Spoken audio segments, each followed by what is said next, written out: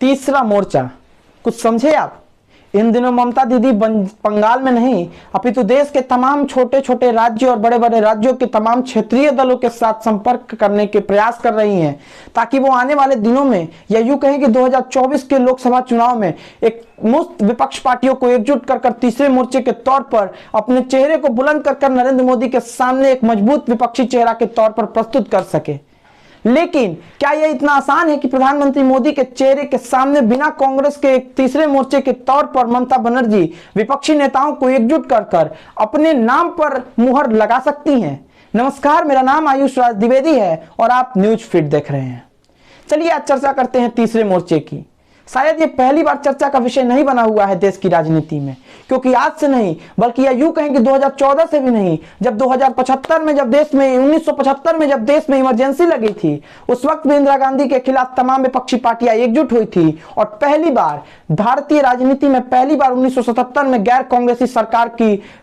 चुनकर आई थी और मोरारजी देसाई देश के प्रधानमंत्री बने थे। लेकिन कहा जाता है ना, एक स्थान पर जब तमाम अलग अलग मानसिकता और अलग अलग विचारधाराओं के लोग एकजुट हो जाए तो शायद सामंजस्य बैठना मुश्किल हो जाता है, और हुआ भी वैसा ही। 1977 में बनी जनता दल की सरकार मात्र 3 वर्षों में ही सत्ता गंवा बैठती है और उसके बाद देश में धीरे धीरे कांग्रेस फिर मजबूती के साथ सामने खड़े होती है। लेकिन इस वक्त जब 2014 में देश के प्रधानमंत्री के तौर पर नरेंद्र मोदी चुनकर आते हैं तो उस वक्त फिर देश में एक सवाल खड़ा हो जाता है, क्योंकि कांग्रेस धीरे धीरे अपनी जमीनी स्तर की राजनीति को खोते चली जाती है। बिहार से लेकर आसाम, उत्तर प्रदेश से लेकर बंगाल और राजस्थान से लेकर मध्य प्रदेश तक कांग्रेस की सियासी जमीन धीरे धीरे खिसकती नजर आती है और कांग्रेस लोकसभा चुनाव में धीरे धीरे और राज्य की चुनाव में धीरे धीरे सिमटती चली जाती है।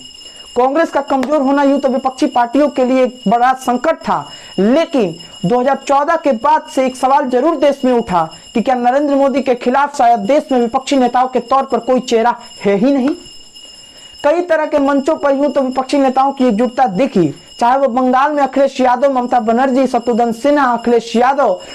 मायावती और अरविंद केजरीवाल के रूप में विपक्षी नेताओं को एक मंच पर एक फोटो में जरूर देखा गया, लेकिन वो ज्यादा दिन तक चल नहीं सका, जिसका नतीजा रहा कि प्रधानमंत्री नरेंद्र मोदी के नेतृत्व में बीजेपी 2019 में फिर बंपर जीत दर्ज करते हुए आती है और कांग्रेस फिर घटते हुए जमीनी स्तर पर चली जाती है।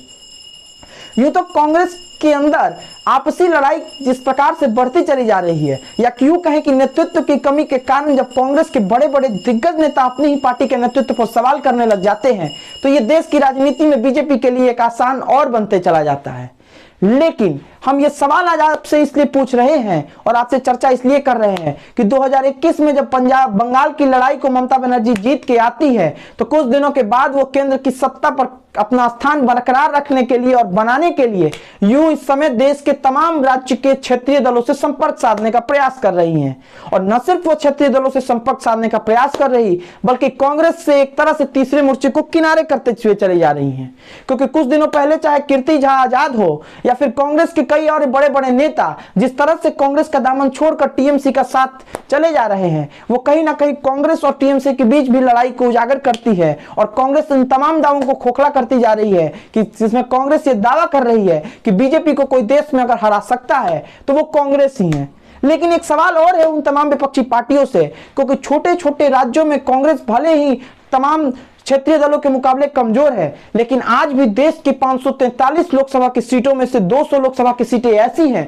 जहां उसे बीजेपी से सीधा टक्कर मिलेगा। वहां कोई क्षेत्रीय पार्टियां मजबूती के साथ बीजेपी का सामना नहीं कर सकती। लेकिन जब विपक्ष पार्टियों में ही अपने एकजुटता को लेकर दावे खोखले नजर आने लगे तो शायद बीजेपी को रोक पाना इस समय मुश्किल ही नजर आएगा। और बीजेपी जिस तरह से मजबूती के साथ आगे बढ़ रही है, संगठन के तौर पर बीजेपी जिस तरह से मजबूती के साथ आगे बढ़ती जा रही है, कहीं ना कहीं विपक्षी पार्टियों के लिए आने वाला चुनाव भी बहुत मुश्किल होने जा रहा है। भले ममता बनर्जी तमाम दावे कर ले, लेकिन जब तीसरा मोर्चा के नेतृत्व करने की बारी आएगी तो सवाल उत्तर प्रदेश से भी आएगा और सवाल बिहार से भी आएगा, सवाल तमाम राज्य की क्षेत्रीय दलों से आएगा कि आखिर वो किस चेहरे पर मुहर लगाते हुए नरेंद्र मोदी के खिलाफ सियासी लड़ाई को मजबूत करने का प्रयास करेंगी। लेकिन इस वक्त तो लड़ाई कांग्रेस और टीएमसी की है, इस वक्त तो लड़ाई विपक्षी पार्टियों के भीतर ही है कि आखिर वो कौन से नेता को आगे करते हुए प्रधानमंत्री नरेंद्र मोदी के खिलाफ विपक्षी नेता के तौर पर प्रस्तुत करे और आने वाले चुनाव को लड़ने का प्रयास करे। हालांकि अब बीजेपी इतनी मजबूत है